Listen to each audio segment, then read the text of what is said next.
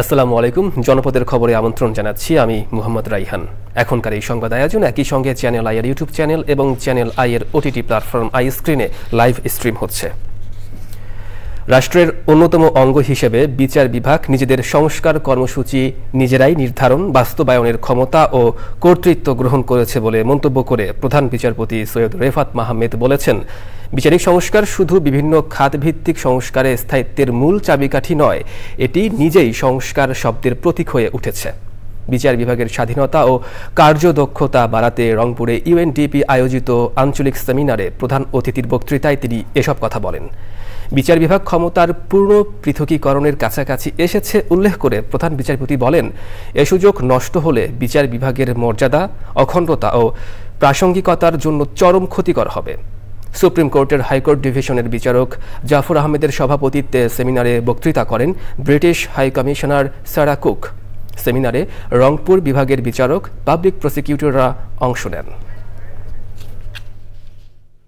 একটি প্রতিষ্ঠান হিসেবে আমরা কখনো ক্ষমতার পূর্ণ পৃথকীকরণের লক্ষ্যের এতটা কাছাকাছি আসিনি। যদি এই সুযোগ কোনোভাবে নষ্ট হয় তবে তা বিচার বিভাগের মর্যাদা, অখণ্ডতা এবং প্রাসঙ্গিকতার জন্য চরম ক্ষতিকর হবে। তাই আমার বার্তা পরিষ্কার, আপনারা সকলে দায়িত্ব নিন।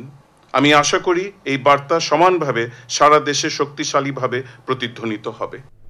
বান্ডেল থাকলে প্রতি সেনমানিতে টাকা বাঁচবে। বিকাশ সেনমানি বান্ডেল কিনে জিতুন প্রতি লেনদেনে।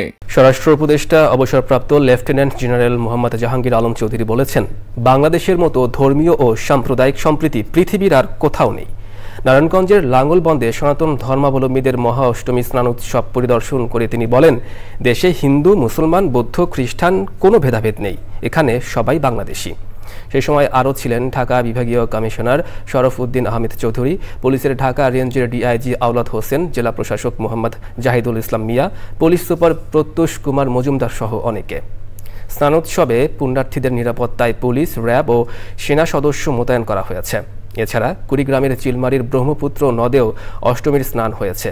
নিশ্ছিদ্র নিরাপত্তা বেষ্টনীর মধ্যে লাখো পুণ্যার্থীর ভিড়ে মুখর হয়ে ওঠে ব্রহ্মপুত্র পার।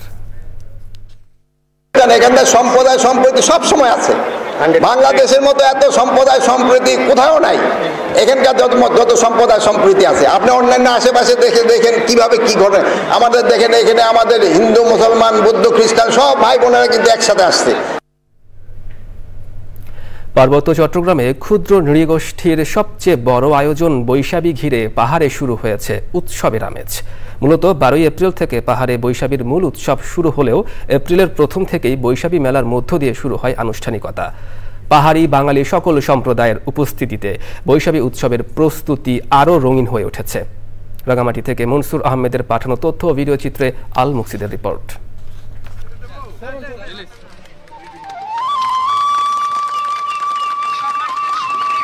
পাহাড়ে পুরোদমে বইছে বৈশাখী উৎসবের হাওয়া।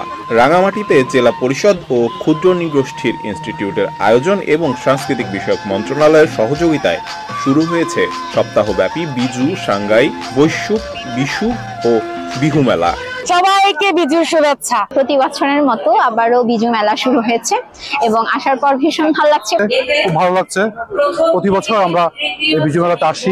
অনেকজনের সাথে অনেকদিন পর দেখা হচ্ছে, কথা হচ্ছে। বিজু এমন একটা ফেস্টিভ্যাল যেটা সবাইকে একসাথে করে তোলে। বছরের শেষ দিন বিদায় দিবে, এখানে তারা সবাই আসে। এখানে হচ্ছে যে কোনো ধরনের সামাজিক শ্রেণীকরণ থাকে না। বৈশাখী উৎসব পাহাড়ের শান্তি, সাম্য ও মৈত্রীর মেলবন্ধন সৃষ্টি করবে বলে প্রত্যাশা করছেন সবাই। নতুন বছর যেন আমাদের জন্য বই নিয়ে আসে, বললাম কি শান্তি, সাম্য, মৈত্রী, এগুলো এইটাই আমাদের। এটা তো মেসেজটা আমরা এখন থেকে না, আমার ছোটবেলার থেকেই আমি দেখে আসছি। এই মেসেজটা আমরা, এই বার্তাটা আমরা দিয়ে আসছি এই উৎসবের মাধ্যমে। মেলায় পার্বত্য চট্টগ্রামের বসবাসরত সকল সম্প্রদায়ের ঐতিহ্য ও সংস্কৃতি তুলে ধরার পাশাপাশি প্রতিদিনই বিভিন্ন ধরনের আয়োজন থাকছে বলে জানান জেলা পরিষদ চেয়ারম্যান। বিভিন্ন সম্প্রদায় চাকমা, মারমা, ত্রিপুরা, পাঙ্কো, বোম সব উপজাতির এখানে আমরা সংস্কৃতির ফুটে তোলার ব্যবস্থা করেছি। আগামী 9 তারিখ পর্যন্ত এই মেলা থাকবে। বৈশাখী উৎসবকে নির্বিঘ্ন করতে পুলিশ ও জেলা প্রশাসনের পক্ষ থেকে সর্বাত্মক প্রস্তুতি নেওয়া হয়েছে।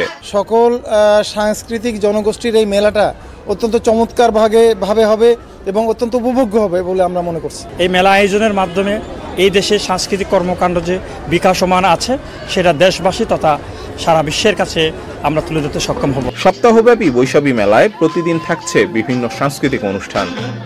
আল মুকসিদ, চ্যানেল আই।